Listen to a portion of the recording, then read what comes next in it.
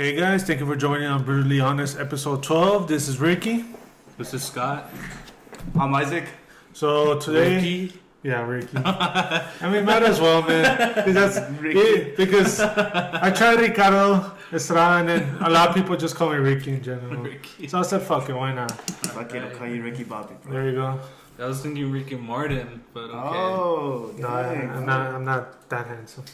I'm not even handsome to begin You're with. almost So. just as gay. I'm just a little gay, but it passes on.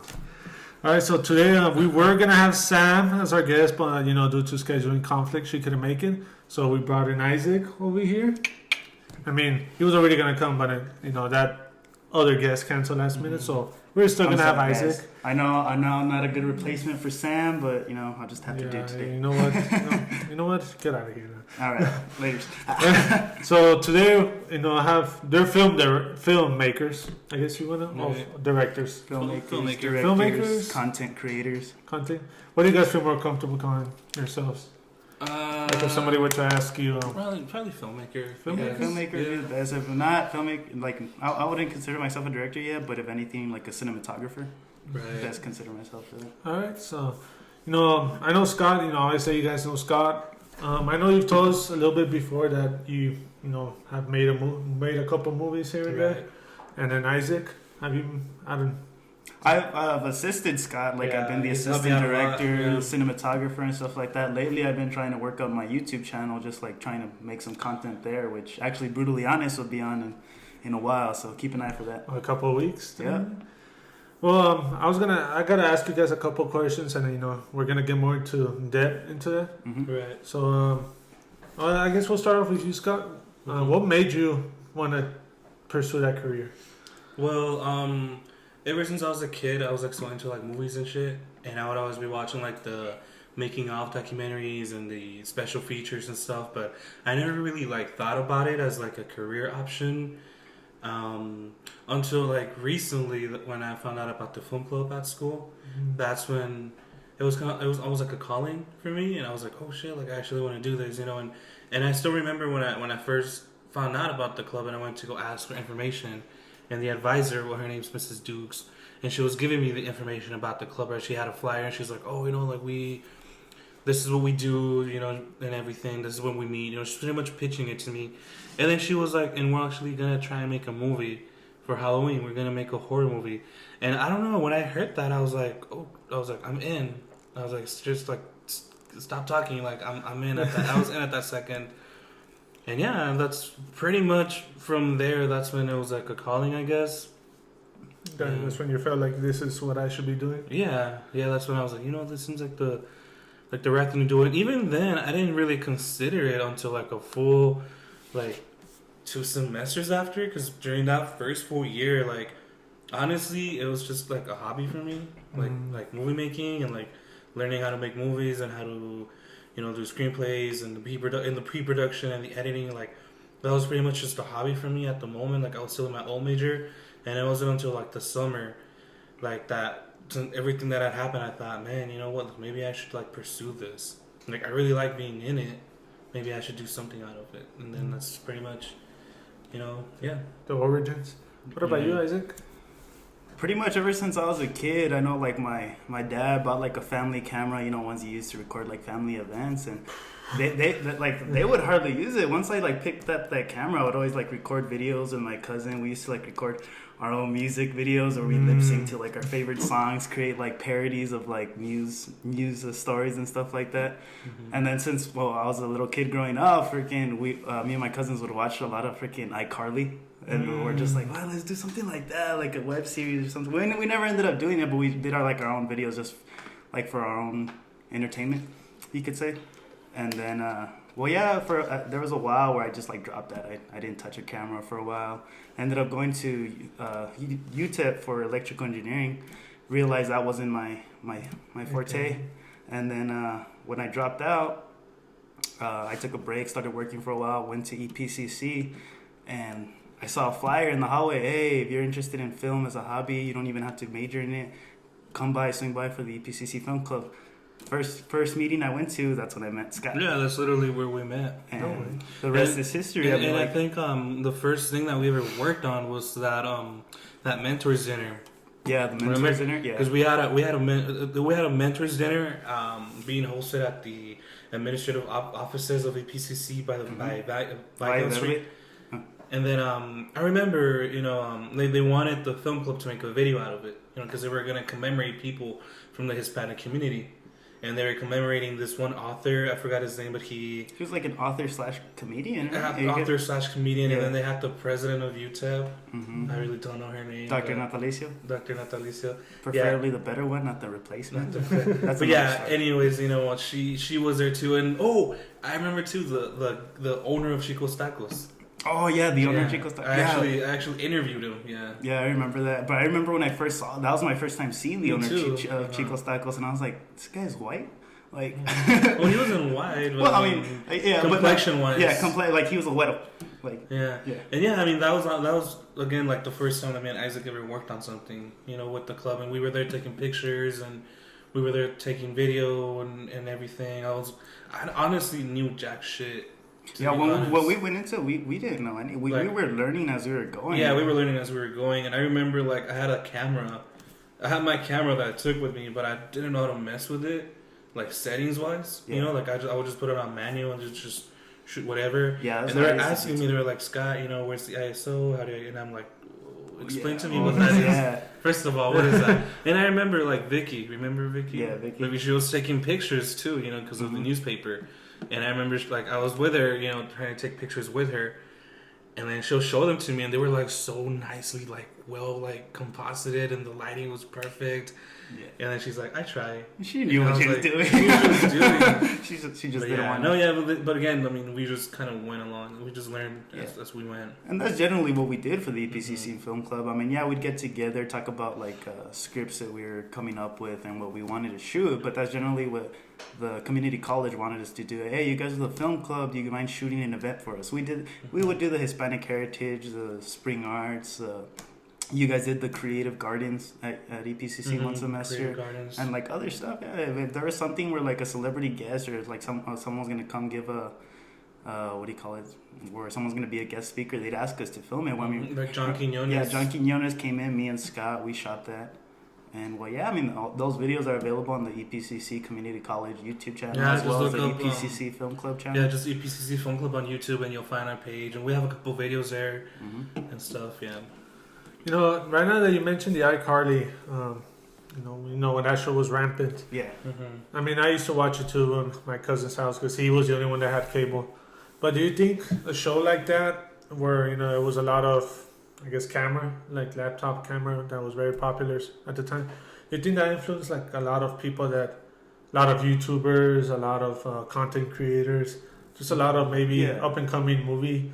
Because that was fairly new when that show Yeah, came out. it was like what 2007. Seven, I guess 7 through Skype 20, was yeah. still like the thing. Yeah, it was, Yeah, to me, yeah. it was like kind of like what YouTube started in what like 06 or around there. Oh, 05, 06. 05, 06. To me, it was Because at the time iCarly came out, the whole idea of like the bloggers and the vloggers and stuff. yeah, and that's the what I was going content with creators, that. like that was about to take off. Yeah, that was that's- recently about. I to think take it off. like sparked motivation to like a lot of the popular videos. I mean, Yeah. if you look like at popular YouTubers nowadays, you go back to their first videos, it looks like it. You could tell like it's from like a low quality camera or stuff, and then Shane slowly Dawson, they for progress. example, Shane Dawson, when you go yeah. back to the videos, they're like old Shane Dawson videos. Like you're right, like they Mhm. look, they have like that potato quality webcam and stuff. and that's Compared a lot, to like yeah. the stuff he has now, like the freaking Jake Paul documentary. Yeah, that one You know, blew up like- big. But like when you think about it, because if you think back to like episodes of iCarly's whenever they were doing their web series, Mhm. they would do skits and stuff like that. Yeah. And then you look back to YouTubers. That's how a lot of these famous YouTubers started doing like skits, parodies of Bring music up videos, Shane stuff Dawson like that. Yeah. again. Like that's pretty much what he did. What I like what that movement started is that it cut the middleman out. And when I mean the middleman, it's almost like the radio when we talk with Carlos, Mhm. that the MTV would do skits, but you Mhm. had to be approved Yeah. by a Yeah. committee, by a certain group of people. Mhm. Now people just put their phone, laptop, And they could just do their own. They can just do thing. their own thing without no regulations. Like somebody, no, take that out, put that in, Yeah. and then just put them out there. And a lot of people, I guess at the time, we used to do it for free. Like they weren't even getting paid. They were just. They weren't. I mean, it was just a hobby, something that they loved doing, and now those guys that start, and which is what I agree with. If you started off as a hobby and you love doing it, eventually you probably will get paid for it. And if you're getting paid for doing something you love, You're never working. Yeah. The only thing I don't like now is how you see ads in every single YouTube. Yeah, now But it now that's- changed. yeah, it became more regulated. People Mhm. are being told what they can and cannot put. being it censored. changed. Like there's a lot of YouTube channels that just get Yeah, banned because YouTube- you swear a lot. YouTube changed a lot. Yeah, This- algorithm. Mhm. Not just. But yeah, to not me, too, like yeah. if you're already going into it as a business point, you already know that channel is gonna have ads. Obviously, that's how they make their money Mhm. with the ads. But I mean, it's annoying to the viewer because you have to sit there through a 30-second ad. Sometimes it turns off the viewer. It's like, skip next video. And that too, and I mean the whole being censored and stuff. Mhm. You know, like they can't really put a lot of things. Like I remember when that kind of took place, like around 2016, when people were being demonetized Yeah. because of like certain shit that they talked about. Yeah. You know. I remember before, like, I really got into, like, copyright and stuff like that. Like, there were sometimes I'd upload a video on YouTube, and then they'd be like, oh, you got a copyright strike. I'm like, oh, what? And that's to me, how my first introduction is just like, oh, this is how copyright works. You could have video, like, you know how, like, there's some YouTube videos that have, like, copyright music, like popular music that you could hear nowadays in the radio, stuff like that. They have it there, but those videos aren't making money because they can't be monetized. Or if it is making money, it's going to the content creators of whatever copyright thing you're using. Yeah, it's the same thing here because because I try to put in like a song that from the radio, Mm-hmm. but when you put it, it says you're not allowed to have any sponsored advertisement. Yeah. So you're like, fuck. So I that's mean, now, like my little loophole that I use, if I find a good song, I usually try to look for music on SoundCloud. And I know Bree from the film club, she did this once. She liked the this YouTube channel's song, and she just messaged her, "Hey, can I use your song in one of my videos?" And if you get permission from the content creator, that's fair game. Mm-hmm. You can always look up people. I forgot a video where the guy is talking about, I create music for YouTube videos for free. Mm-hmm. Like, I either charge you or it's for free, but you got to mention that I do obviously, that. you got to give credit to where you got it from. I'm always looking at the royalty-free music channels and stuff, and on the description it tells you exactly what to do. You know, like, oh yeah, you can use this song, but on the description, make sure to copy and paste this. And if you look at my movies that I have on my channel, the description is gonna legit tell you like the music I use, from who it is, or who it is, where I got it from, stuff like that. I was gonna ask you guys, who's your favorite director of all time? Doesn't have to be modern. Doesn't have to be in 20s, 30s, 40s. Like of all time. Why? Who is it and why? Ooh. That would be. It's not one of my favorite directors, I get, but I mean, definitely I would consider it. I love what Tim Burton does with all his movies. I mean, just like the visual, like all the visuals he does and stuff like that. Like his creativity that he shows, and come on, like mostly all his movies are easily recognizable. Like He has a very distinct to me, a style. director is great if you like a movie's starting and like there's some things that you see and you're just like, oh, that person's directing it. Think of J.J. Abrams. You see his movies, you see lens flares all over the place. Michael Bay, obviously. Some people might, explosions, stuff like that. Mm-hmm. And Zack Snyder, like you look at his movies like Watchmen, 300. You could tell that he uses a lot of slow mo to showcase like his cinematography skills. Very dark color palette too. Mm-hmm. What about you, Scott? I think I'm gonna go with Steven Spielberg. I watched a lot of his movies as a kid. I like how you mentioned about like very distinct styles that you see in directors. Yeah. But I mean, obviously Steven Spielberg has like his visual cues and stuff, and his stories are always kind of like fantastical in a way, like Jaws and Jurassic Park, and I'm forgetting the name, but Close Encounters of the Third Kind and stuff. Yeah. And one thing that I like about him, going into like motifs that I guess directors have, is that one thing I notice a lot in Steven Spielberg movies is that there's always that idea of like a father getting back in touch with his kids. Mm-hmm. That's kind of what I see a lot in his movies, right? I'll bring up Close Encounters of the Third Kind. That's a good point. Right? It's the dad is like the main character, and he loses touch with the family because of this whole alien thing, right? And to the point that he ditches the family at the end. Jurassic Park, right? You start off with Alan Grant, who doesn't like kids, Mm-hmm. very very vocal about it, but then he ends up having a soft spot for them after having to save them. War of the Worlds, right? You deal with a divorced father, stuff like that. Jaws, the same thing. Yeah, that's probably why I like him. I think I like Christopher Nolan a lot too. But I think that he's a good director. If we're to give one last director like a shout out, I'd have to pick Quentin Tarantino. Yeah, Look at definitely. him. He right off the bat said, "I'm only gonna make 10 movies," and he's already on his 9th one. And to me, what I love about his movies is just like, in one movie you have so many storylines going on, and then it might not even be in continuous order, but at the end they somehow he kind of ditched that a little bit with Django and the Hateful Eight. Yeah. Well, the Hateful Eight was like it went back to like a little bit to like the non-linear story, but like with Django, I noticed it was more like a linear story, and I think he's gonna do that again with Once Upon a Time in Hollywood. Because I read the description of it. Yeah, I saw the trailer and I read the description, and the description said something like, tales going on and around Hollywood. So I mean, I don't know. I don't really remember it for that well. movie. I'm just excited to see Margot Robbie and Leonardo DiCaprio back together because The Wolf of Wall Street. That was a crazy ride. So, well, I didn't think you guys were gonna get that district. Yeah. No, I was gonna say, I know there's a lot of people tend to make fan films, like about certain, Do you Star want Wars. to bring up that Star Wars fan film where he like did it? He obviously raised his own money. He didn't do it for profit, and then all of a sudden, Disney or Lucasfilm like they did a copyright strike, and now they're getting the money It's for a that little bit video. more complicated than that. No, they lost. They lost. They lost? But it's I don't really remember that well. But it's like a bit more complicated than just Star Wars wanted to. I mean, Disney wanted to take it down. It's a little bit more than that.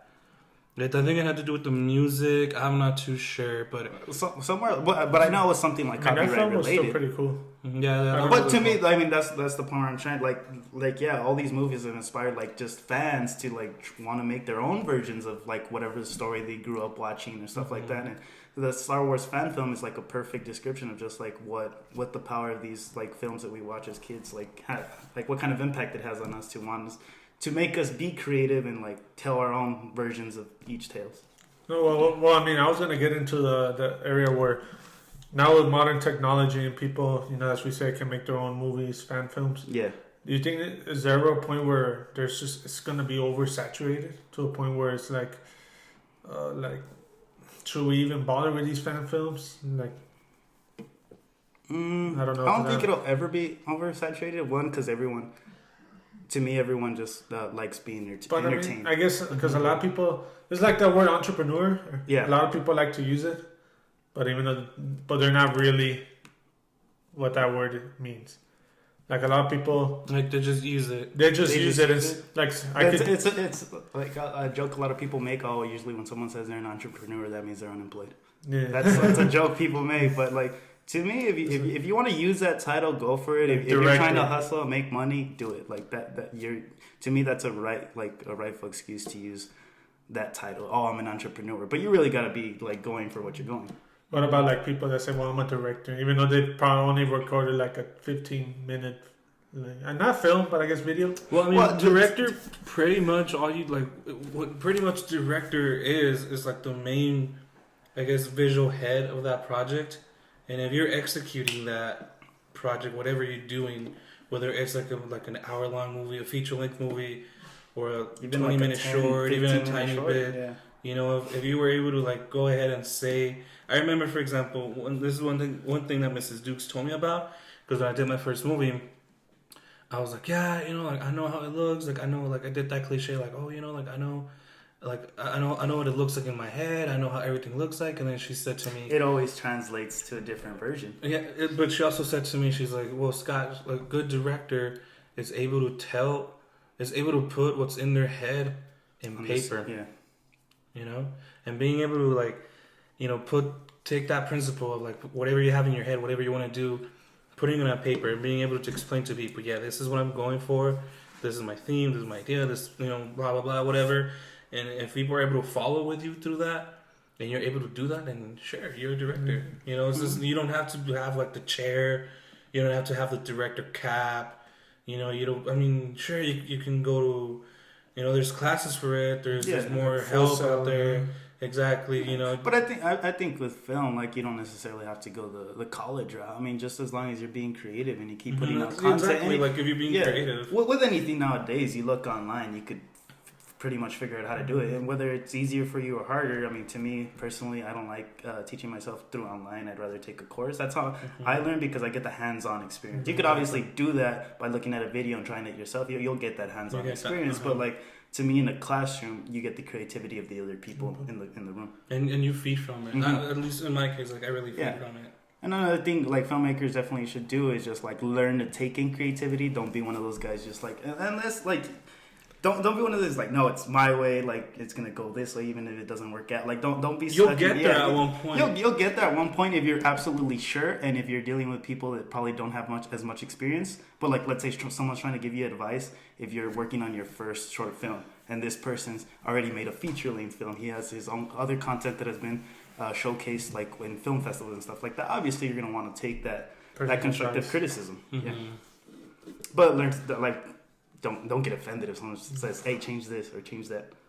What's your guys' most favorite hated movie? Like you're like, anytime somebody brings it up, it could be any genre, any era of time. That favorite hated movie? Yeah, like you have your list of movies that you hate, but that's your most hated one that you cannot bury yourself to sit down and watch 5 to 10 minutes again, because you just get mad at how the movie was.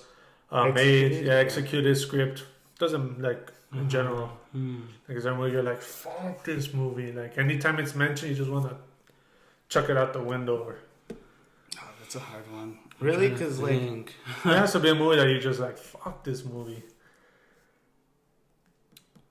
I think I'll bring up two, I guess, if that's cool. Yes. The very first one that I'll bring up is Aliens versus Predator Requiem. Oh, fuck that was the second one, right? The second Fuck that movie. That was honestly the first movie. Don't, man. You're not gonna see anything. That was the first movie I remember where I walked out of it and being just so like disappointed in it. Yeah. That was the first movie that ever happened to me, and I was 12, like the prime age to be into that movie. You know, I just didn't think it had a really good story. You know, it didn't reach its full potential. You know, aliens on Earth, okay, cool, but I don't know, just maybe the way it was executed. The way it was executed. There was a lot of backlash on the first one because it was rated PG-13. So I think those movies should be rated R. But here's the thing. The first one was rated PG-13, and there was a lot of backlash over that, right? So what did they do? They make this one R, but they make it R just to make it R. So they add all this unnecessary gore, all this unnecessary violence, people getting chopped off, people getting killed. When what made the originals good was that they were R, but they knew when to use the gory content. They knew when to use it. Gore porn, I think it's called. Pretty much. I didn't like the setting. I thought it was stupid to have it set at a small town. Me and Dad always laughed on how like they degraded the Predator over time. You know, he first comes out fighting Commando Squad, right? Yeah. And then you have him go against a cop, which is cool. Yeah, the second one, right? It's cool. But then you have him go against scientists in AVP. And then you have him go against high school kids in AVPR. And you have him go against the fucking autistic kid in the Predator. Man, that's another one too, the Predator, man. That was another disappointment. Oh, the remake? Yeah, I was about to be like, what are you talking about? No, the sequel. Great in that movie. Predators is cool. I still like Predators, but the Predator, man, that was another movie that I was like, seriously? Like, this is what they came up with? Like, Shane Black, like, I know you were in that movie. I mean, I know you were in the first one, but, I mean, honestly, we shouldn't fall for that trap of like, well, it's being made by a guy that was in the original movie. Because it did jack shit to the Predator. Yeah. Again, a stupid movie for no reason. They took down Shane Black took all his quips from his original character, added it to everybody in that movie, and the Predator. It seemed like it was like two like stories meshed together. You know, I don't know. The Predator was that was a mess. Another movie. The Predator killer at the end. Oh my god! Oh wait, he just started popping with guns everywhere. That is so stupid. You know, that is so stupid. That's from what I remember building up to that movie. This is just from watching videos and hearing. Yeah. that movie got Warner Brothers. And what I mean by that is that they Lois- stepped in. What do you mean? They stepped in and said, Oh, like the whole you Justice gotta rewrite this shit. We Yeah. want to rewrite the whole third act. And when you watch the movie from an audience point of view, you can tell that You they're can tell. you can tell like corporate said, no, we want more action, unnecessary action instead of building to a good climax. I didn't- Warner I didn't Brothers give or a- Justice League, pretty because much. You got- even I think somebody on that movie said that they didn't like the Predator killer. They thought the last scene, they hated that. Somebody from there said it like it was just stupid. It was what was supposed to come out originally was Newt from Aliens 3 or Aliens 2. Yeah, she was supposed to somehow come out, and I would have preferred Adrian Brody. That would have made more sense. Or at one point, I heard it was gonna be Dutch from the first one. I don't know, man. The Predator was just a stupid movie. There was that whole subplot of like the. I thought it was so stupid how like they were like, yeah, like this the fugitive predator is here to help us. oh, and it But then he's completely- like, he's just murking people left and right. And then supposedly he's here to help humanity. But then when he first comes to the jungle, he starts massacring like the squad. And then there's that whole subplot that the fugitive predator has something to give us. But at first, it's that little thing in his gauntlet. But then they completely ditched that, and now it's like that pod that has the predator killer inside. Man, that was the predator. Man, that's another one. No, What about you, Isaac? I finally thought about the freaking movie that I cannot stand watching because it just did not do good for you. do good anything because they had so much source material to work with. And this goes with a lot of anime adaptations. If you guys know, have you guys Attack on Titan? No. That one I like, but like from the source material, no, they didn't do a lot. But I'm talking about Dragon Ball Evolution. They ruined like one of my Fuck childhood that movie, man. favorite characters, Goku. First of all, just by putting him in high school, which has nothing to do with Dude. how he grew up. Like, Yes. if anything good came out of that movie, was probably just the actor that played Yamcha. I like his portrayal of the character, but like other than that, I mean, it was because of Dragon Ball Evolution that we have Dragon Ball Super in the first place. yeah, because Well, there's the Dragon Ball silver lining. Evolution like flopped. Akira Toriyama, he's just like, all right, guys, I'm bringing something for you. Boom, we had Dragon Ball Z Battle of the Gods. That ended up leading to the next movie, Resurrection F, and then eventually we got the series Dragon Ball Super, which it blew up. It got super popular. Now we have the Broly movie, and then the series is coming back for another go. I guess something good came out of it. Yeah. But I remember just watching that movie, and I was yeah. like super excited at first because I was into Dragon Ball at the time. Yeah, no, don't kill me, guys. And I went with my cousin, dude. There was only like 5 of us in that movie theater, and we're all like, that's not what we fucking. Oh, I yeah. remember. I And I never gave it really the benefit of finished the it. doubt. I was just like, all right. I mean, I love Dragon Ball growing up as a kid, and I was just like, let's give it a go. But like the first 15, 20 minutes, just like the way he trained with his Especially grandpa. Piccolo. Yeah, Piccolo, and it's just, like, You mean the scroll? it just has a You know, the scroll. Yeah, I know, right? I don't think Dragon Ball could ever work out live action.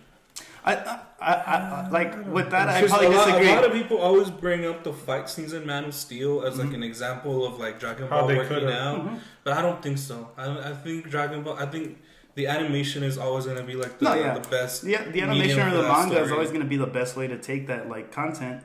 But to me, I think it wouldn't work as a film, but I would think it would be able to work as a television series. Why? Yeah, Because that's there's so true. much so much story that it wouldn't really work, or it'd feel rushed if you put it in a 2-hour film. Or It's just like 1 hour. I just feel 45-minute like if you were to really do like proper live action Dragon Ball Z, like you're gonna do a lot of special yeah, effects. it is going to be a lot of special effects. A lot. And if you do like the TV route, it's gonna be so expensive to do that.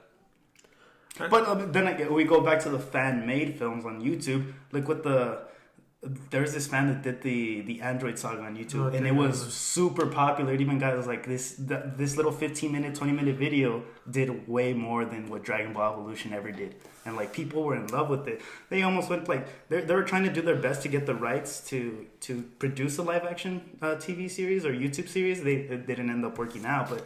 Like they did that like on a YouTube platform, and just imagine if like you get the right creative minds on an actual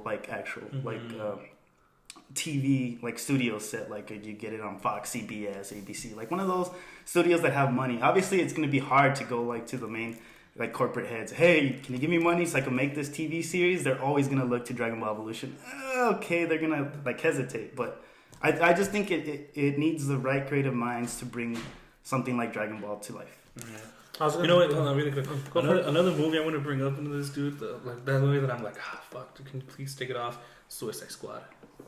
I cannot stand Suicide Squad. I liked it the first time I watched it. I really did. The first time I saw it, I was like, oh wow, this is pretty cool. Second time I watched it, I was like, oh, this is fucking garbage. It's because let's be honest, because I'm obviously DC. World's a DC. I think we're all DC we're all here. DC. No, but I mean, because I know homeboy over here is more of a Marvel guy, Green. He's getting ready to. But I jump mean, in. I think we all agree that's the lowest one out of the whole DCEU. Like, extended. That one's the bottom one. Due to the fact, money wise, but I like I would quality say, wise, like story. I still think Justice League is worse. No, Justice League has to be up, off down. And I mean, because I think what happened, sure, Justice League got fucking butchered in Frankenstein. Yeah. But what happened with Suicide Squad is that this shit went a completely 360. Yeah. And it went from a more noir, more dark. What everyone was expecting. Did you guys remember seeing the Comic-Con trailer? Yeah, no, they tried a Guardians of the Galaxy. That's and so hard. That's the thing I was gonna bring up, bro. That's what I was gonna bring up. I don't like this movie, Suicide Squad, because if Guardians had never happened, Suicide Squad would have been a very different movie. Mm-hmm. And this is where DC dropped the ball, right? This is where DC dropped the ball. First of all, there should have been something between Man of Steel and BVS. That's another conversation. But first of all, there should have been something between it. Second of all, bro, they should have used that opportunity to really do like something else, like and bring up another superhero into the mix. You know, just like how they did. Yeah, Wonder to me, Woman. what I thought what they were gonna do with Suicide Squad is make one of the heroes the villains and try to. I thought they were. I think they should, from a fans and just an audience point of view, keep it more grounded.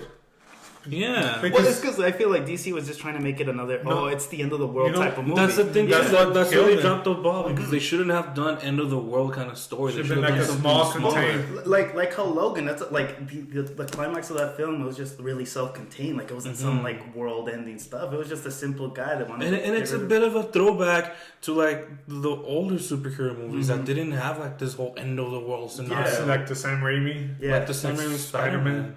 But I think from what I heard, and because I always look this stuff up, because that's what interests me. What could have been. Mm-hmm. Yes, I know. For whatever you can. There has argument. He already said like, yeah, I fell through that sword, but I should have done. I should have made at least the Joker part of the villain.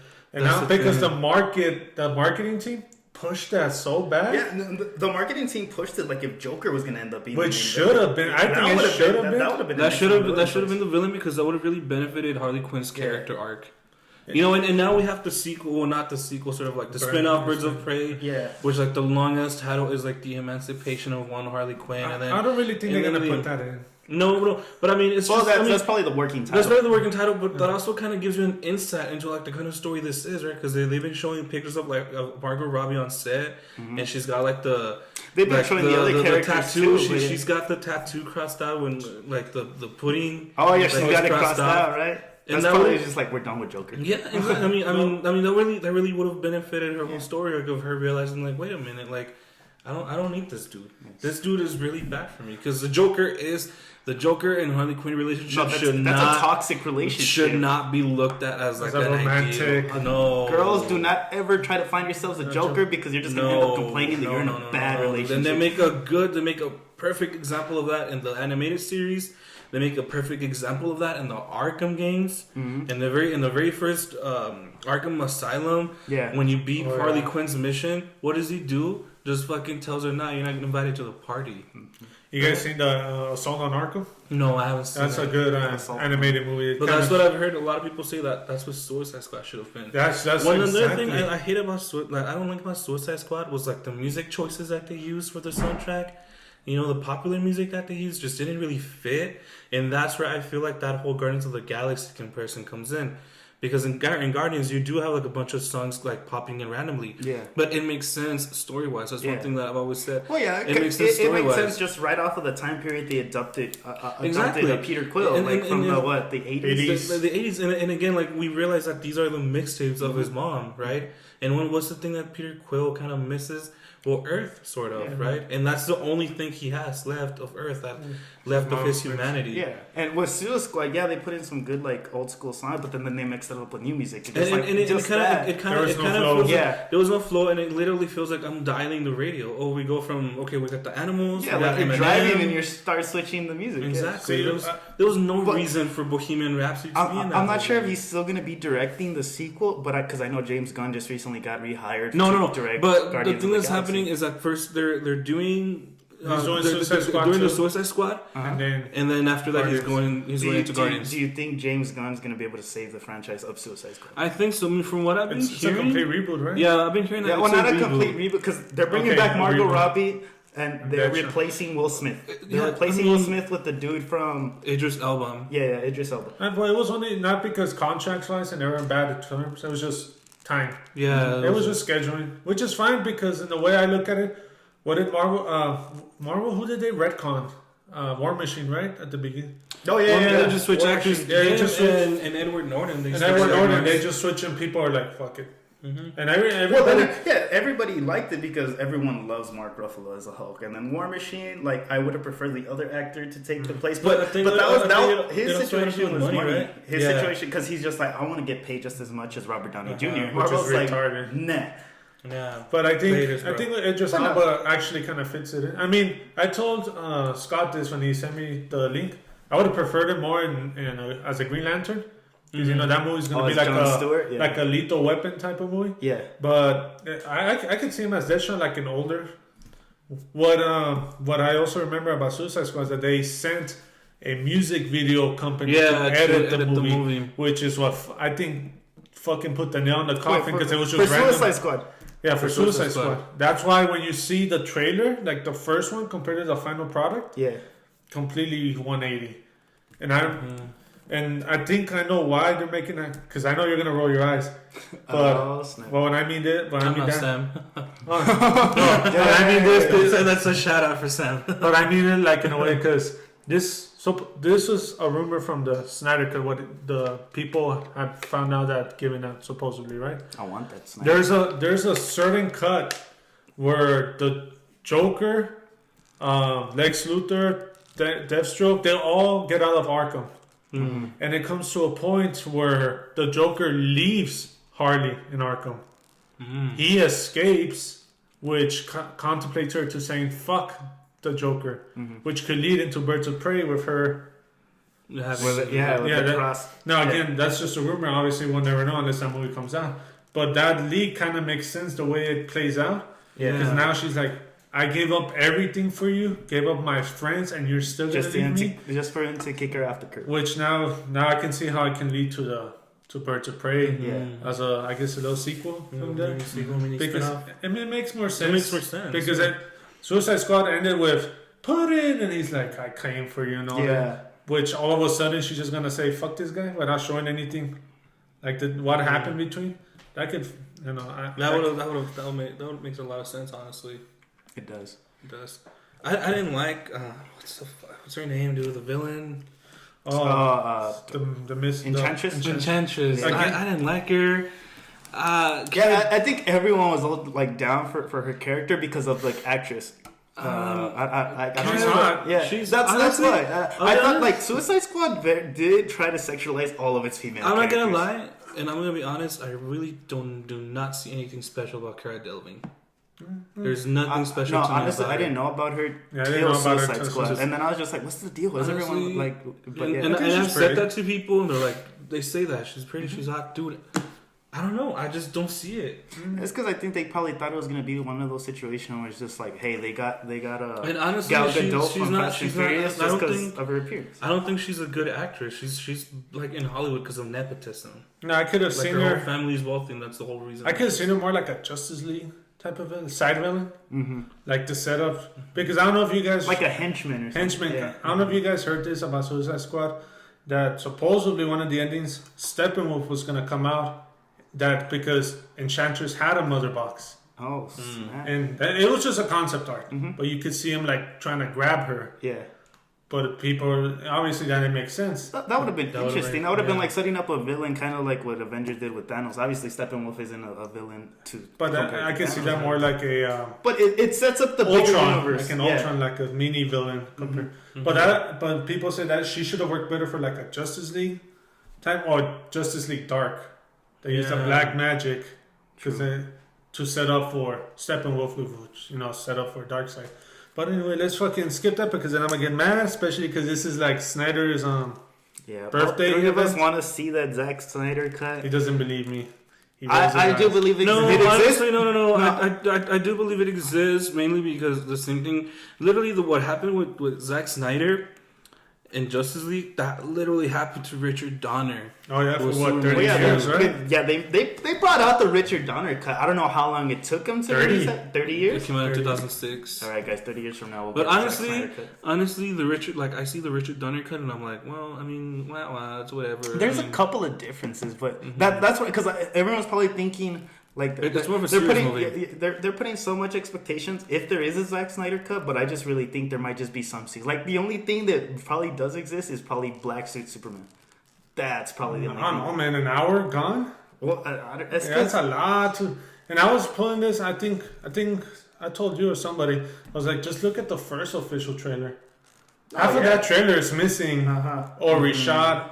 And Well, that- because I think because Zack Snyder just shot a lot of origin footage for both Cyborg, the Flash. which would have helped them. Yeah, so it would much. have helped and it would have benefited, but then again, that's where corporate just came in and interrupted. Warner Brothers is like, no, it's got to be 2 hours long, and you got to make it more lighthearted. The way I'm looking at it is now that Walter has come in and fucking either kicked everybody out that was in the early stages, or I guess demoted.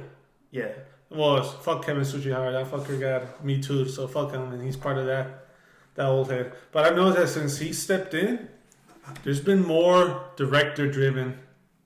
Aquaman's a good example. Yeah, I saw man. Shazam. Oh, It's James because Wan? that's honestly how it should have been from the very beginning. yeah. Warner Brothers because But then what did Warner Brothers do? Look, honestly, when Zack got offered Man of Steel, there was no Batman v Superman, there was no Justice League, there was no nothing of that. There's even interviews of him when they're asking him, and they're like, I saw an interview when they're asking Zack Snyder back like in 2011. This is when Man of Steel was like in leading up in pre-production. early stages. and then they're like, dude, is this gonna lead up to Justice League? And he literally said, no. What we're doing now is our own Superman. And when they do Justice League, it's going to be their own Superman, their own Batman. Right now, we just want to focus on this guy. It's because they try to play catch up. Mm-hmm. But what I think, I'll always like BVS. But what killed it for a lot of people is like the main public's view was that botched theatrical version. It's because, honestly, they cut the wrong 30 minutes. I still feel like the extended cut, the Ultimate Edition, I still feel like you could trim some 15 minutes or at least 5 from that. 5 to 10, that's 5 to but 10. not 30, and it's key points. And it's key Key points. plot That's the points. thing, dude, because I remember when I saw the Ultimate cut and I was like, what? Why would you take this Like out? you know what we were watching it earlier, and I told him Right. because he has it. yeah, By Tom, look, in this version, this part is when she talks about when they show the soldiers or the mercenaries burn the people. Exactly. Oh, yeah. That I remember in that the makes it theater so- yeah. where the soldiers walked in, but they didn't show the bodies. Yeah. They just show them, Lois Lane. Yeah. And then it cuts to the court of Superman did this to my people and X, Y, and Z. But that makes no sense. 'cause, Yeah. Like, Superman doesn't shoot. How are you gonna blame him for bullets Exactly. everywhere? But the So when I saw that, ultimate, I was like, okay. And then when they showed Jenna Malone's character talking to Lois and being like, oh, like we it's analyzed this wheelchair Mm-hmm. and it's made out of lead. That and the fact when Lois goes to the apartment and says, wait a minute, like this fool wasn't wasn't good. He wasn't planning to he die. wasn't He planning just- to die. Yeah. That's little shit like that makes it go like, and Superman saving people because a lot of people bitch. And it's like, because I remember the explosion happened, Yeah. Mm. and it's just Lois Lane, kind of like the aftermath. And then Yeah, Just- and then That's the Superman phase of dips. things. Yeah, they didn't show him like carry. Yeah. like, yeah, exactly. When I saw that extended scene, I was like, oh my god, why is this taken out? Like, why am I seeing this for the first time right now? I would have loved to see that. I still feel like there should have been something between Man of Steel and BVS. It feels like such a drastic change to introduce Superman, and then like in the sequel, just kind of have everybody hating him. There's no middle ground. We don't see that middle ground. Well, on And- originally, and- No, and Superman- I think it's a worse transition because to me, it makes sense. Probably that a lot of people hate him because of what happened at the Maybe, end of yeah. Man of Steel. But to me, what doesn't make sense is in Justice League, they're just like, oh, a world's a far worse place without Superman. It's like you were literally just hating him. No, the and that previous even movie. that even happens in Batman v Superman. We have like the whole movie, which is cool. I appreciate the fact of like people being controversial around Superman because I really feel like that would He would be a controversial character figure. in real life. But then that now- happens in nowadays. Batman vs Superman. Like everybody's hating him throughout that movie. People are not with him.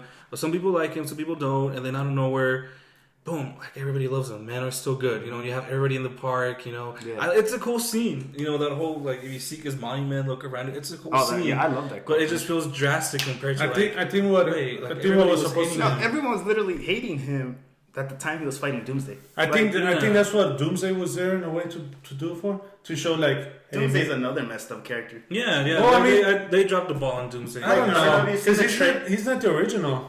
No, he's not the original That's a bunch Doomsday. of bullshit. But they No, it says in the No, movie. I understand. Like that's just bullshit. I mean, they should call him Bizarro. I would have taken No, a Bizarro I would have more. taken Bizarro because Bizarro, he's not a monster. No, but he's a cop. I mean, he's a Kryptonian deformed. He's the second one. He's not the original Doomsday. Honestly, like if they could have found a way to like revive Doomsday. I mean, revive Zod, like all zombified and like evil. That would have been an interesting, like a more Yeah. interesting way than to just bring. Oh, we're bringing in Doomsday. We're putting together the Death of Superman story arc out of nowhere. That came out of nowhere. Thank you. That's what I've been saying for the past 3 years, dude. That came out of fucking nowhere. And they ruined it in the trailer. And That I was- trailer messed up. Oh, yeah. Beat me Big by a time. second, The bro. third because, one. Because by the time when they showed Doomsday in that trailer, bro, I knew exactly how this movie was gonna end. Yeah. Because Yeah. Doomsday, Everyone knew. Everyone. Doomsday exists only for one reason, and that is to kill Superman. You know, and they showed that, and they did that in the movie. They could have done something else. They could have. They could have. I've always thought they could have maybe ended it with like Superman taking his exile at the end after everything happens, right? And then imagine if like in Justice League, you have like Bruce going to like the Kent farm, going like, "Look, Clark, like this Yeah, shit is come back going for down, bro." And real. Clark was like, "Nah, dude, like I'm just I'm gonna be a done, farmer. like, yeah. Like there's my Superman suit on a fucking scarecrow." Yeah, You know, like Thanos is. no, but yeah, I mean that's where they dropped the ball, honestly. No, they did. They did. No, because you know, you and me talk a lot of shit back and forth when it comes Right. to movies, but it's just playful banter.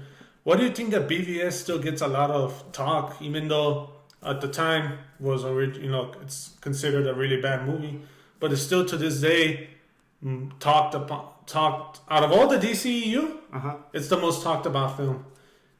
And also, I remember Zack Snyder interviews. I know which one you're talking about, but he wanted a Man of Steel too. Yeah, But he Warner wanted the Brothers, sequel.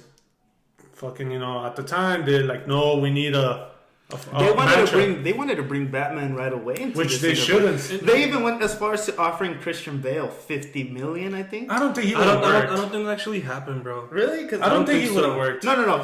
He said no from like the stories that I read and stuff like that. But whether or not like if it's true, like, but then again, like I would have loved to see Christian Bale, but I just feel I would have just confused the audience. No, to be like, is I Dark Knight trilogy I part of would this? have liked to see him because his story arc was done. Well, yeah, And, the Dark and Knight not only Returns that, but like, look, Rises. when Christopher Nolan did his Batman, the reason it happened, the reason Batman Begins happened, all of those movies happened, was because he had a clear idea on what he wanted to do, and he told Warner Brothers from the very start, "Look, dude, I'm gonna make a serious Batman." That's what won them. The fact that it was taking a serious, and he also said, "Look, bro, I want to do my own Batman, and that's just what I want to do. I don't want no Kryptonians. I don't want no Amazons. I don't want no Robin. More Just realistic. Batman." Exactly. And what happened there too is that look, Christopher Nolan is not a director that Warner Brothers could say fuck you to like they did to Snyder, because Yeah. Christopher Nolan has brought money, and not just Yeah. with like Inception, but like movies like Memento. he's one of the Movies like directors The where you call Prestige. and he'll bring in. Yes, bring dude, in- like he's one of those directors. Exactly, he's one of those directors that like you respect what they're doing. When And people he stands think his ground. when people think of like an auteur director, like how we said earlier, like the filmmakers that like you see Have even their like own style, their yeah. own style. That's him. Exactly. That's him, and that's why they were never. Yeah. That's why they were never gonna go with Christian Bale's Batman, because that's his. No, how well, are you to me, I how think- you gonna I say think- fuck yeah. you to a guy who brought you like over $1 million+ Yeah. in revenue? Not That's just true. not Batman stuff, like stuff outside of Batman. But again, going back to the Christopher Nolan Batman trilogy, I think that also has like an effect on how Man of Steel got mixed reviews It because that trilogy, like everyone loved it. And I think what Zack Snyder was is just like, all right, they made Batman like a dark and gritty character. He already is a dark and gritty character. But Superman I think that was Warner Brothers who kind of forced him to. Oh, yeah. Well, you gotta do what. They wanted to replicate what was done with the Batman series on Man of Steel. Even the whole flashback storyline. Yeah. They copied it. I think also from just audience point of view, or from just a normal guy's point of view, that Zack Snyder's more like a team player. Nolan's more, he stands his ground. Yeah. He's like, no, regardless, I don't give a fuck. Like you said, like this is the way it's gonna go. But Zack Snyder is a team player. I mean, there's always those type of people. Yeah. And what Zack Snyder, I think, messed up was not standing his ground. Exactly. But what helped him was Nolan. Because the studio, I don't know if you guys saw more interviews, that they wanted a different version of Man of Steel. And Nolan said, no, keep Snyder. And if you see the trend of DC, is always the solo ones where Warner Bros. Didn't interfere that do the best. Man of Steel, it gets mixed reviews, but it's still considered a good movie overall. Like Wonder Woman, Aquaman, Shazam is now getting praised good. And those are all the solo movies where the Warner Bros. Didn't come in. The director pretty much had creative control of their entire project. And a lot of people like to argue that BVS, he was left control. Yeah. But he did, but not the way they released it. Yeah. Like you guys still came in and botched it up. You could say the BVS was like already the beginning of the end for Zack Snyder, because I think when they had Zack Snyder's like final product of the film, Warner Brothers was like, we're gonna change this up and we're gonna start putting our fingers in your little project and change things. And that fucking bit him right in the ass. It did. And it sucked because when he got let go and like it just came like at the unfortunate timing of like the passing of his daughter and stuff like that. And I just feel like that was just horrible. He took it like a team player. He's just like, all right, I'm going to be stepping down. He said that he was stepping down because of that, but there are rumors going around that he was fired. Yeah, he was fired. But that's dirty on them because they used it as an excuse. Yeah, they're just going to be like, all right, let's not get any of the backlash. Let's let him. That's why they should have done that whole different directors from the get-go. They should have. Instead of just saying, look, Snyder, you did Superman, sure, it got mixed reviews, sure, it could have done maybe a little bit more money, but you got a Superman, and now here's Batman 2, and now here's Justice League, and the whole DCU, come up with something, instead of looking at the smart one and thinking, well, maybe we could bring in another director to bring in a different tone to kind of. Exactly. That's what I don't know, because I like to watch the DCU every once in a while, like in chronological order. Yeah. And obviously, going from BVS to Wonder Woman when they first came out release wise, you can feel like a different tone. You feel like, okay, you go from dark to semi-light and dark, and all right, let's go back. And then Justice League was a complete light and comedy. But with the whole semi-light and dark with Wonder Woman, it worked just because of the time period she was in. It was just because the world was. Yeah, they did a good job with that, and then that's pretty much. I mean, Snyder had his vision, but there was always going to be like a Batman, Wonder Woman, and Aquaman. And I think at one point it's still Cyborg and Flash, but directed by different people. But what Warner Brothers did a knee-jerk reaction.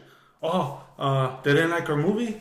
They didn't like what we gave them out there? It's let's do this, let's do that instead of, you know what, it didn't work, maybe we fucked up on this one, let's keep going. At least let's finish the vision, and we're going to reboot it. We'll reboot it in X amount of years. Because I still feel like they don't even have to. They could do like the whole Flashpoint story. That's an easy fix. Yeah, but then a lot of people, I think Warner Brothers would seem more weak. They're like, oh, you're gonna cave in to the critics, what they're known for. They're known to cave in. Because when BVS happened, they were bringing in YouTubers, critics, to the Justice League set to prove, hey, we're lighter now, we're not as dark. I've never heard of any studio trying to compromise, their vision just to appease a couple of critics. So, I guess the Flashpoint should have been like for later. Yeah, but the whole one they were trying to bring in I think they were just doing damage control at that point.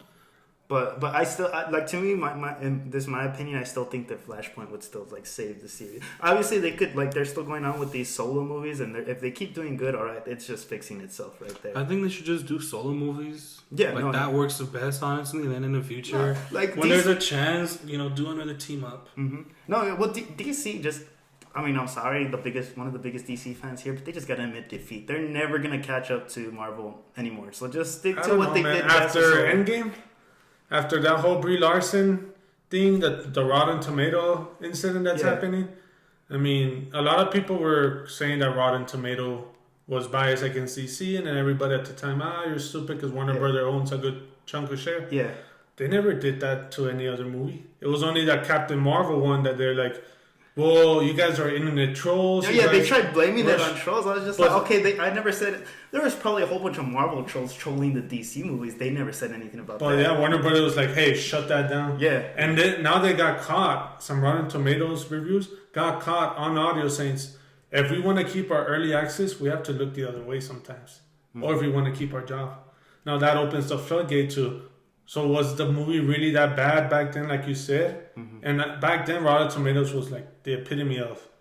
A lot of people looked up reviews, well, which I don't- shouldn't I- always be. I it don't shouldn't like be. Rotten Tomatoes because to me, even if it is a good movie and it does get a good score on Rotten Tomatoes, a lot of people are just like, "Oh, I don't want to waste my money going to a movie that isn't that good." Well, sometimes like a movie doesn't have, like it might not be mainstream, but they end up being cult classics in the long run. They get popular to future generations of viewers, and to me, it's just like if you're looking Watchmen. to Watchmen.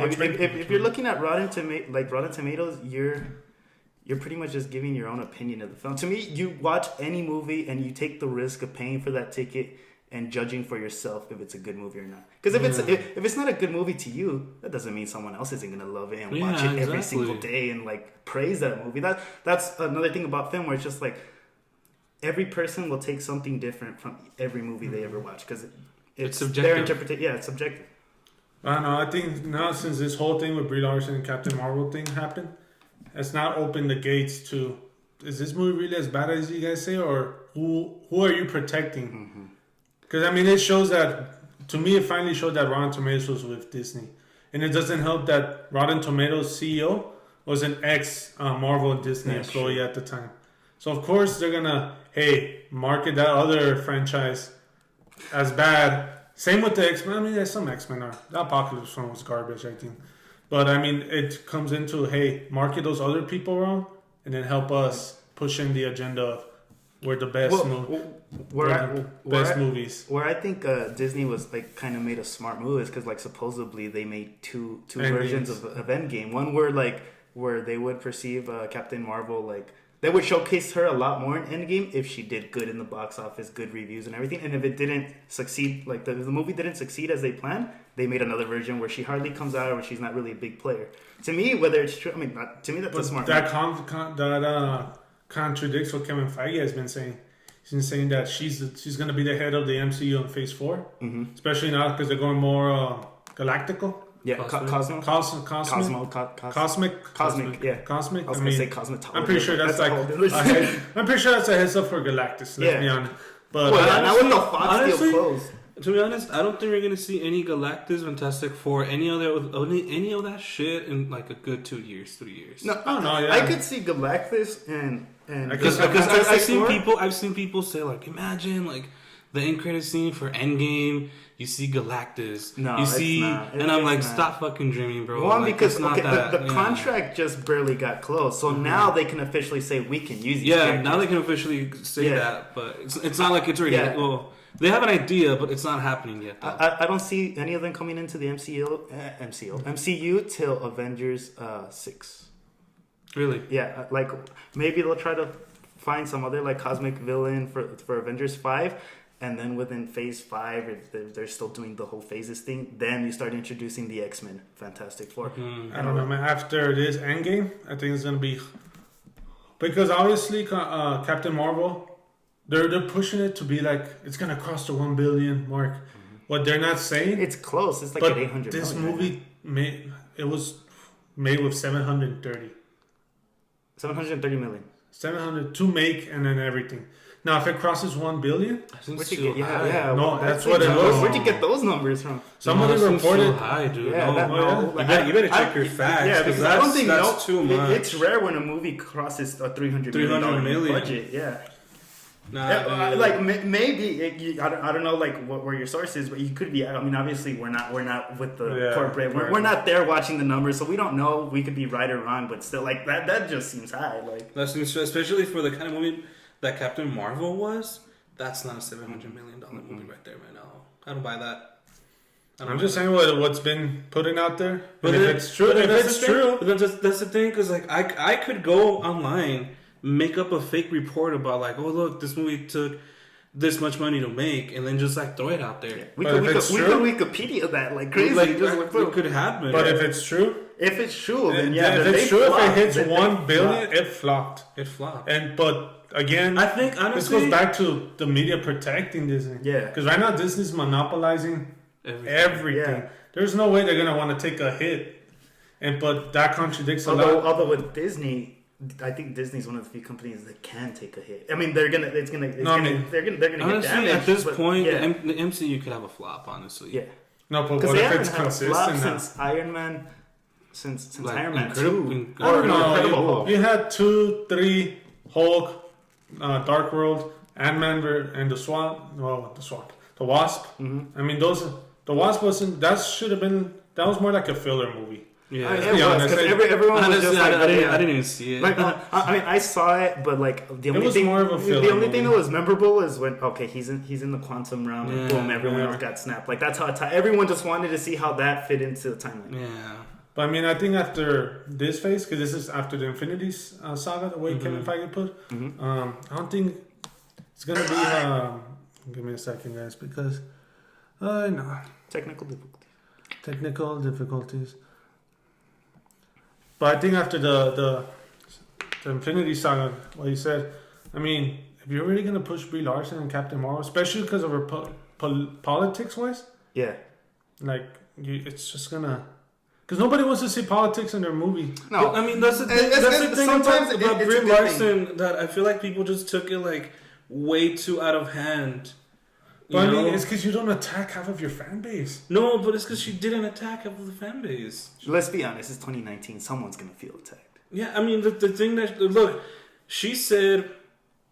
I looked at her comments and she basically said, "I want more people being able to review this." No, she said, I didn't want no more white men. The second you throw in the gender and color, that's you're already attacking. Oh, why? Because I'm white, I can't review your movies. Well, No, fuck you. she says she wants to open up more seats to reviews, But- and that's one thing I do kind of agree. Like, I mean, we kind of do need more representation in film No, I mean for reviews. for reviews. Why? I mean, why? Because again, remember what we said about being subjective. Oh, Yeah, what matters what is qualifies the someone to being someone who reviews films? I mean, the what are second you bring in qualifications? their color, that's when I'm Yeah, like, you make sense right there when you start bringing in race. Obviously, in any topic Yeah, I of mean, I'm not conversation, gonna lie. The way she said it was kind of like hokey. and you can tell she was like, I'm not a talking white man, but You know I don't what? want white men to. You know why? Because I remember hearing that, like seeing that report, and she like brings it up like 3 times. I'm not saying I hate white men. I'm not saying I hate white men. That's why, because people hear like something like this and they immediately take it as like, oh look, she's Yeah, a but man. remember this was like a week or 2 before the movie release. Yeah. That whole politics was months before when that first trailer dropped. That's when she's like, I don't want white men to review my movie more. I want more minorities. She And was then- actually talking. She was talking about A Wrinkle in Time. but I mean, even then, she's already said, I don't want them reviewing my movie. She didn't. But she didn't say I don't want to review my movie. She said I wanted to see what another person would say about A Wrinkle in Time. What was about her movie? She was talking about A Wrinkle in Time, bro. Well, even But it's then, I get where it's gonna affect the MCU because she's already part of it. She's So already like part of obviously, and then the they try to fans are gonna come. shove it in like last minute. I mean, she's gonna be the head. Honestly, I mean the way she said it was hokey, but I feel like just people were like over exaggerating. But Yeah. remember, she didn't play that I'm not hating until a week before the movie was gonna drop. So was that Disney saying, "Hey, tone it down because it looks like we're fucking the fans are getting heating up. Like, tone it down. Okay. Here's damage control." Because I know, like, as soon as Disney tells someone to shut up, they shut up. Look, Shut up. look with Tom Holland and all his Holland. spoilers. They're just like, all right, if you're gonna do an interview, we're gonna put another actor with you to shut you up. 'Cause obviously, obviously he's like what A 20 kid. something. He's He's a like kid. obviously if I was a Spider-Man, I'd be Yeah. like, yo, this is going on. Watch it, because all this shit's gonna happen. But I mean, what diversity is she talking about? Like, of course, there's more whites because they're the majority. But what does it matter the skin color of somebody reviewing your movie? Well, I mean, look, I believe movies are subjective, and people that are from different races, from different ethnic backgrounds, might have like a different idea. Like they can take something back right now. Like right now, what you said, how different people watch something and they take something from it. Mm-hmm. I mean, same thing, right? I mean, you could have Exactly. a movie that, like, you know, a white audience might look at it this way, but then, you know, a black audience might see it another way, and then another ethnic background can see it another way, right? And then this brings up a lot of like more word to like how the movie is doing, because after that you can build like a more, I guess, I don't know how to say it, like you could have like a more, fuck, dude, I don't know how to say it, but like, say it in Spanish. I don't know how to say it in Spanish. Explain it to me like I I'm mean, 5.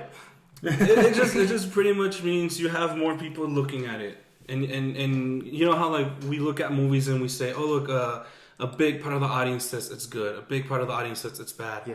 right? When you bring in more seeds into like to review movies, that's what you have. You have more people coming in, If you and bring more people, you can get more of an average. I guess Yeah. that's what I was looking for, like the average. Like, what's the average audience saying about this?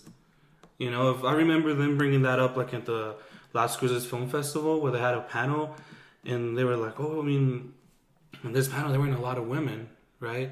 And they didn't bring it as a way of like hating on men or like hating on white men. They just brought it as, "Oh, look, there's there could be more women here. You could have like That's a more and then female perspective." just because there's like not a lot of women, or like I'm going back to like when people like critique movies, just because there's not a certain demographic of people reviewing those movies doesn't mean they're saying no, these people come review them. Maybe they're just the demographic. There's just not that many people that went into that job field of critiquing movies and stuff like that, and you can't really blame it on. But then what can we do to open up like more? Well, you know? to me, I just think it's just. Like- It kind of sucks because it's up to the people that want to like take that career path. Like it to me, like if you're gonna end up doing something, it doesn't matter your race, but obviously maybe right now the majority of the people critiquing films right now could be white males. See, what I would have taken more was like, I don't want the reviewers who hate fantasy movies to review my movie. Exactly. That's different. But when you bring in whites and the way she said it was hokey. She kind of fucked up right there. And you're Well, right. then- We're bringing up the race. That's when people could look at that and take an offense to it. But I don't disagree on the idea of like having a more diverse film critic world, a more diverse, like more diversity in film. That's what we want to push. But I for. mean, are we gonna give up diversity just for quality? Like what was it? Oh, there's some movies, I forgot which one. Or were they bringing like a minority actor just for the sake, Like out of the blue. just for the sake of being Hispanic or black? I don't really know a lot of references to where that was the case, but what I did see was like a whole bunch of like what do you call it, LGBT people coming Yeah. in. Like they try to make any character an LGBT character, which to me I don't have any problem with that. Like any other movie, it has to just benefit the story and Yeah. you're good. If it doesn't Exactly. benefit the story and you're But just when doing you it push for it, the I sake mean- of yeah, it. when you're Yeah. pushing it just to push it, yeah. That's what I'm asking. At what point are we gonna say, do we want her or him or her because she's good on this I field, think it should or is be- it just because she's Hispanic or No, black? it should be because they're good. It shouldn't be because of their race. I'm not trying to contradict myself. I'm just saying it should be more open to more people. Like if it's more people representing, that'll be great. I mean, then it's Of not. course, It's yeah, not to the me, world. it would be great, but like sadly they just the people The aren't fact here. is that a lot of Hispanics or blacks aren't really into that field. To me, no, they probably are, but I think they're just their own like film, like people that just review it by going to the theater, their local theater, and reviewing it themselves and posting what they think on YouTube. That's where you go. Maybe they're not professional film critiques, but they're doing it in their own. Like They're doing it. that's And this where. goes back to cutting out the middleman. Yeah, exactly. And to me, there's some like good YouTube reviewers that just like they really do a good job at critiquing. Do you have your favorites, give or take, like any film? Any YouTubers? like, usually I'm not subscribed to any. But I like Chris what Struckman. Oh yeah, I like him. I like Film Junkie, Chris Film, Stuckman. Film Junkie, yeah. There's this, I don't know who does it, but he critiques really bad movies. He critiqued The Room. He made a review about it. I forgot what Good his bad YouTube- flicks. Good, it might be good bad flakes, but like to me, I like YouTubers like that, and they have their own purpose. They're critiquing movies that are supposed to be bad and like how bad. Right. But I mean, obviously, that goes back to any critique has like their forte of critiquing. It's just like, oh, I'm gonna review bad movies. So you right off the bat, you know that movie's bad. You're just trying to see how bad it is or their perception. Is it bad? Is it so bad that it's good, or is it bad? Yeah, like The Room was one of those movies. It's so bad it's good. And to me, I think like why it became so successful is because Tommy Wiseau had the intention of making it a good movie. Yeah, that's what happens. Because like I mean, the same thing happened with Birdemic, where the guy intended it to be like a very serious movie. Yeah, and even in interviews. He's like they're asking him, "Oh, what kind of movie is this?" And he's like, "Oh, it's a romantic thriller. It has drama. It has everything." And then they cut to the actor, and that fool is just smirking. But then what happens, bro? He sees the success of Birdemic, and he intentionally recreates it for Birdemic 2. Yeah, Birdemic 2. I didn't even watch it, but I was just like, it's bad. It's just bad to be bad. The same thing with Sharknado. They looked at it and they said, "Oh, look, let's make a movie just like a bad movie just to make it bad." I do think there's certain ways where you could do it and it could be successful. Look at Monty Python. Yeah, Monty Python. But I mean, that's like a comedy sketch. No, it is a comedy sketch, but like they're trying to do it purposely bad. Right. Like the only way it works, the only way it works is if you're making a comedy or a parody, obviously stuff like that. I mean, that's what makes like the good, the so good it's bad is that so bad it's good. I mean, what makes it great is the fact that they were serious. They were serious about it. They were serious about it, and then they just the short film we made in the 48-hour film festival. What is it? It's so bad it's good. Talking about Alpine Services. To me, I don't think it's so bad it's good. To me, I'm always gonna take that as a learning experience. No, it's not so good it's bad. It has its redeeming qualities. For me, honestly, the most redeeming quality for me in Alpine Services is like the camera work. This is where I'm gonna give another shout out to Sam, because I remember when we were doing that. All three of us were doing it, right? Yeah. But I remember when we were filming it, I did think Sam was the one taking most of the stress. Yeah, but honestly, no. But when we were doing it, I remember like we were like just very like, I guess like on the same page of like how we wanted a certain shot and everything. Like I remember we didn't have it in the movie, but we shot that one scene where I was sleeping. Oh yeah. And then she takes the flask from like, and that was just the two of us. But it was, I remember it being so quick, and we were like, yeah, you know what, like this angle's gonna be here, and that's where I'll be sleeping, and then we're gonna cut it, we're gonna go to this angle, we're gonna go to that angle, and there was a lot of back and forth of like, Scott, what do you think of this? Or, Sam, what do you think of this? But that was my favorite thing about Alpine. I mean, the story. The story did not turn out how we planned. But to me, it's just you got to give us credit for just making something out of nothing in 48 hours. And grant this, when we took this challenge, we didn't have actors. We didn't even have a screenplay. We literally went to the meetup, and they're like, your category is romantic comedy. Boom. That night, we went to our location where we were going to film. We wrote the script. When we wrote it, it seemed like a good story on paper. Mm-hmm. I forgot how long was it. It was like... We should have kept it short. 10 pages? We should have kept it short. We should have kept it short. We should have. But, I mean, that another learning experience from us is we learned... Because we're trying to get people right on the spot, and people are just like, yeah, and then all of a sudden, last minute, they bail. Well, it's because the thing that kind of like messed us up, too, is that we did everything right on the spot. Yeah, we did everything. Like...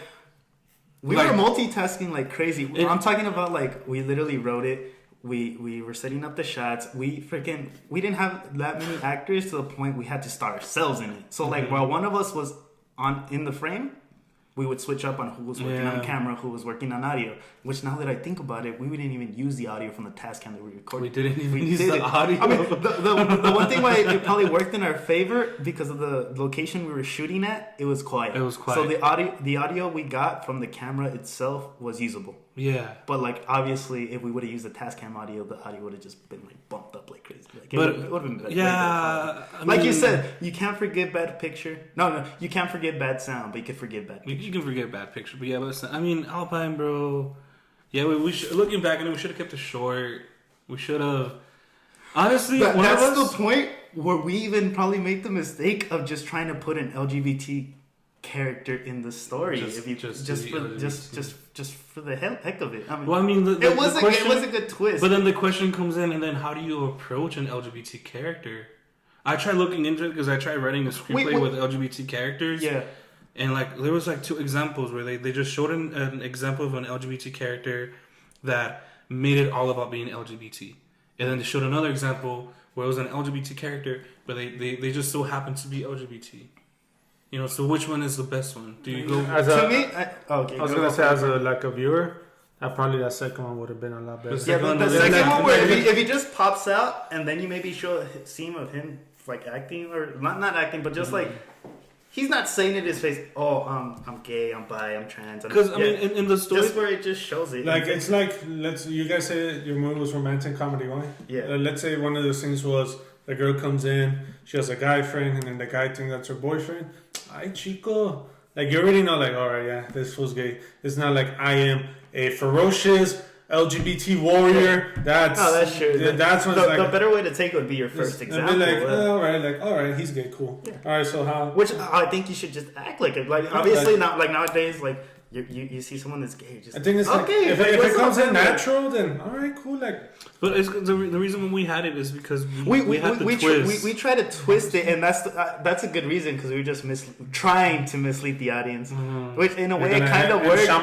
Yeah, no, we tried to do a twist ending, but like it just didn't pan out. One, because like I was playing a gay character and one of our other friends were playing a gay character. The reason I think it didn't work out is because me and the other guy were just like, when it came down, like we said, yeah, we're down, we're gonna do it. Not when it came down to convincing. shooting the scene, we just didn't convince. Like maybe a little bit, but like that's It just seemed like the audience was convinced of it. yeah, they were convinced of it, but to me, like I was just like, oh, It didn't seem natural. Yeah, it didn't seem natural, and then, well, yeah, we're just like, okay, well, we have to shoot it now because that's our story. All right, guys. I think before we head on more, any quick advice you guys want to make to people that are thinking of making short films, just making content, that want to maybe have thought about being directors, but they get like botched down by their family or friends. Like you're not gonna make money.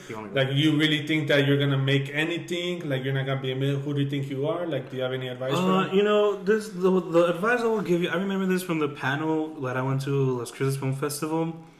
Try and look at this as a calling. Try and look at this as like your passion. You know, don't just look at it as like a career option, because you got to be passionate about this. You know, it's cool making a movie.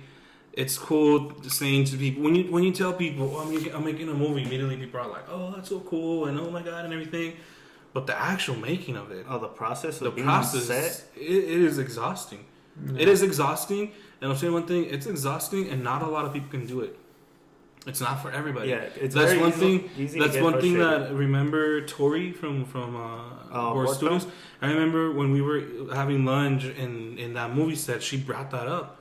She was like, you know, in this program, in this field, you kind of find out immediately who can and who cannot.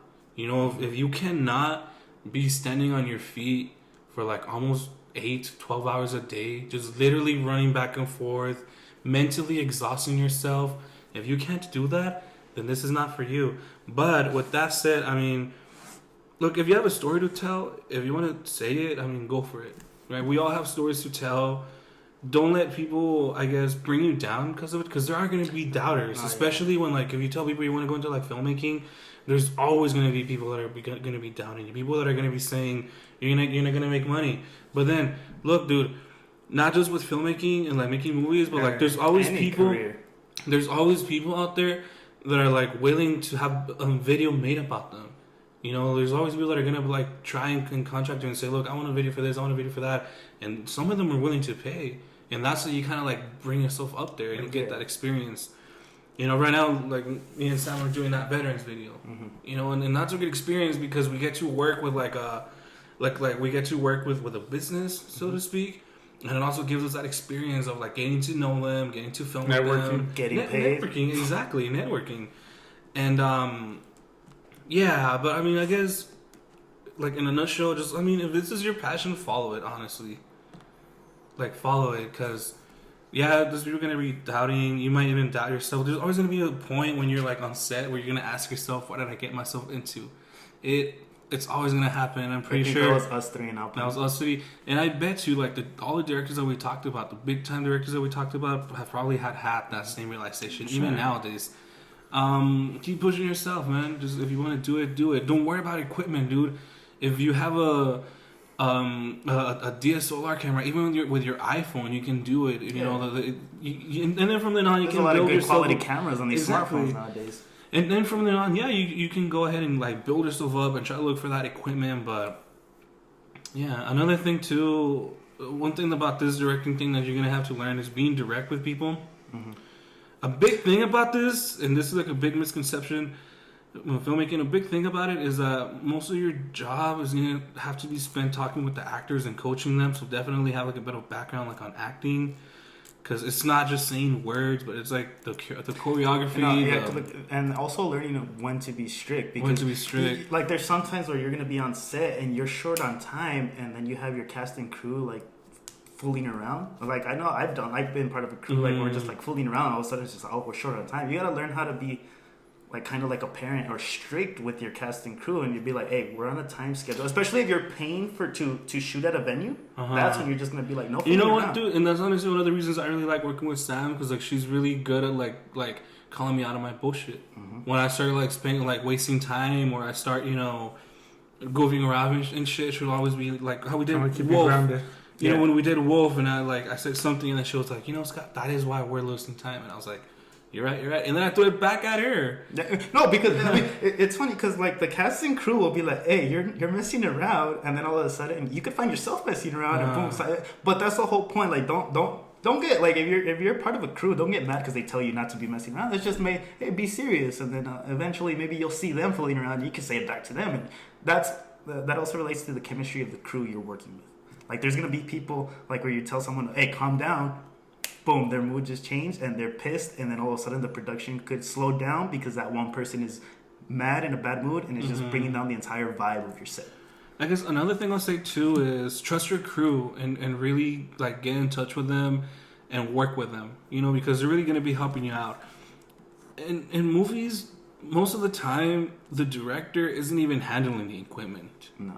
That's why, okay, there's one case where the director was, but okay. Yeah, some people would try to do it all, but that's where you might be one of the people that does, but we talked about that. For me, the beautiful thing about filmmaking is how collaborative it is. Yeah. Networking and stuff like that, and seeing like the things that people are able to do in their departments, whether it's sound, whether it's lighting. I mean, the director is literally like the manager of all those department heads. And being able to really tell people what they have in mind. I remember when I worked at that movie shoot, the first one that I was like paid for me, I swear to you, the director never touched the camera, never touched the tripod, never set up anything. That you have people. But the one thing I bet he was all over the set. He was all over the set. Sure, like he might have been not. He probably wasn't operating the equipment, but he was there making sure you're good. You're good. Is this set up? Like. The director has to be just checking everything. And sure, I mean, if you have a small crew when you're the director and you're the cameraman, sure, I mean that's fine. It could work, but we're talking situations where you have a crew of like 30 plus people. Definitely, yeah. And this crew for that movie, it was definitely a crew of like 40 people. Yeah. I mean, maybe 30 people, but yeah, dude, the director never went near anything. Had people doing that for them. One last piece of advice that I would give is.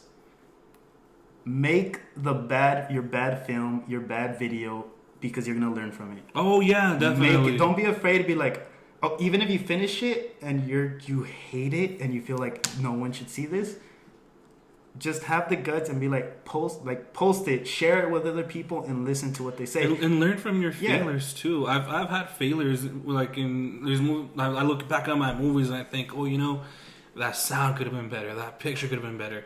That angle could have been better. Not just that, but like when like it comes to actually filming, like, oh man, like I could have actually been more on time. I shouldn't have lost that footage. What can I do in the future, to make sure that I don't go through that? And I feel like I've been proving it to myself and the people that I work with that I'm able to get my shit together and able to like work better. Like in the later movies that I want to do. All right, just all matter getting your hands-on experience. But either way, do you want to give like the social media things? No, I was gonna say, we're gonna have to kind of cut it here really quick because this is gonna be one of our longest one. Okay. I guess really quick and obviously I'm not a film director. I don't make movies, but this comes with the fact of if you're gonna want to do something, just go for it. because ever since we started this podcast, I've had like the people or two This is a good example. just to go for it. And they're like, I don't know if I should. I know girls that have a good voice, but they're like, I don't know if I should put on music. It's like, just fucking go for it. You know, what else you got to lose?